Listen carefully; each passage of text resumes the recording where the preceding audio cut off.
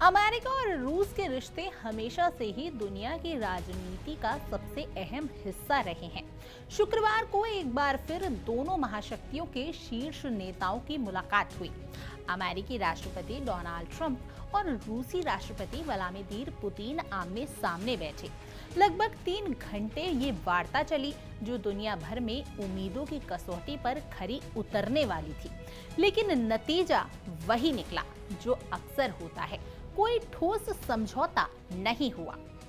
नमस्कार, मेरा नाम भावना सुखीजा है। इंडिया डेली के डिजिटल प्लेटफॉर्म पर आप सभी का स्वागत है।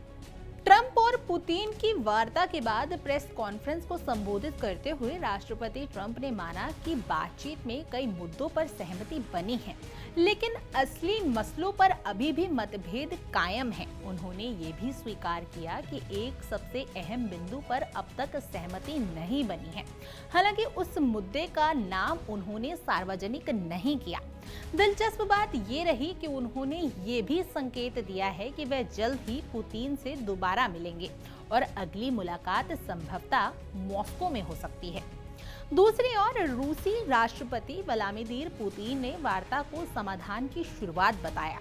उन्होंने यूक्रेन युद्ध को त्रासदी करार दिया, लेकिन जोर देकर कहा कि इस संघर्ष की जड़ों को समझे बिना इसका अंत संभव नहीं है। पुतिन ने यूरोप और यूक्रेन को चेतावनी भी दी कि किसी भी तरह की वार्ता को नष्ट करने की कोशिश ना करें। इसके साथ ही उन्होंने ट्रंप की तारीफ की और कहा कि उन्हें अच्छी तरह पता है कि वे अपने देश के लिए क्या चाहते हैं।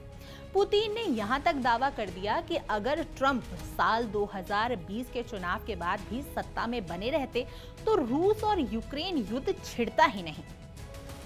वार्ता के समापन पर पुतिन ने अंग्रेजी में बोलते हुए ट्रंप को अगले दौर की शांति वार्ता के लिए मॉस्को आने का व्यक्तिगत निमंत्रण दिया। ट्रंप ने इसे दिलचस्प कहा और माना कि इस पर उन्हें आलोचना का सामना करना पड़ सकता है। बावजूद इसके उन्होंने साफ किया कि ये एक संभावना है और वह इस पर गंभीरता से विचार करेंगे। इस न्योते ने साफ कर दिया कि आगे की कूटनीति का रास्ता अब क्रेमलिन तक जा सकता है। भले ही बैठक में तीखी बहस के मुद्दे रहे हों, लेकिन लिहाजा दोस्ताना था। पुतिन ने ट्रंप की तारीफ करते हुए कहा कि उन्हें अपने देश की समृद्धि की सच्ची परवाह है। वहीं ट्रंप ने भी ये माना कि अब वक्त आ गया है जब अमेरिका और रूस पुराने पन्ने पलटकर संयोग की राह पे लौटे। हालांकि ये संयोग कितना वास्तविक होगा और कितना प्रतीकात्मक, ये आने वाला वक्त बताएगा। बैठक के लिए अलास्का को चुना जाना भी प्रतीकात्मक रहा। याद दिला दें कि 1867 में अमेरिका ने यही इलाका रूस से खरीदा था। शीत युद्ध के दौरान ये बेस रणनीतिक असहमति रखना था और आज भी रूसी विमानों को रोकने के लिए इसका इस्तेमाल होता है। पुतिन ने बैठक के बाद अलास्का में दूसरे विश्व युद्ध के दौरान मारे गए सोवियत पायलटों की कब्र पर फूल चढ़ाए और इस भावनात्मक कदम से इतिहास को भी छूने की कोशिश की। ये बैठक मूल रूप से एक पर एक तय थी, लेकिन बाद में इसे 3 पर 3 वार्ता में बदल दिया गया। ट्रंप के साथ अमेरिकी अधिकारी मार्को रूबियो और स्टीव विटकॉफ थे, जबकि पुतिन के साथ उनके विदेश मंत्री मौजूद थे।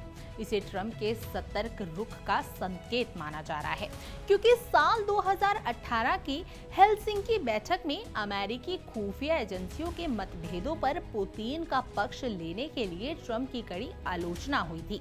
यही वजह थी कि इस बार दोनों नेताओं ने पत्रकारों से दूरी बनाए रखी और सिर्फ संक्षिप्त बयान देकर बात खत्म कर दी।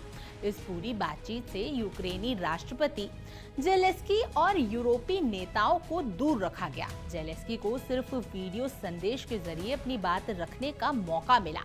उन्होंने अमेरिका से ज्यादा सख्त रुख की उम्मीद जताई और कहा कि हर कोई युद्ध का ईमानदार अंत चाहता है, लेकिन जब तक मॉस्को अपनी नीयत साफ नहीं करता, संघर्ष खत्म नहीं होगा। यूरोपीय देशों में भी बेचैनी है कि अगर अमेरिका और रूस आपस में किसी तरह की डील कर लेते हैं तो यूक्रेन कहीं अकेला ना पड़ जाए।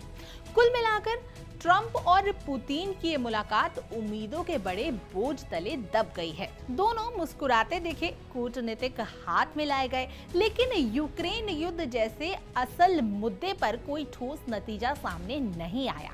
अब दुनिया की निगाहें मॉस्को में संभावित अगली बैठक पर टिकी हैं। लेकिन सवाल यही है कि क्या ये अगला पड़ाव इतिहास का मोड़ साबित हो सकता है या फिर ये सिर्फ एक कूटनीतिक औपचारिकता बनकर रह जाएगा। खैर, आपकी इस पूरे मुद्दे पर क्या कुछ राय है, आप हमें कमेंट करें और जरूर बताएं। और तमाम देश और दुनिया की खबरों के लिए आप इंडिया डेली को सब्सक्राइब कर लीजिए।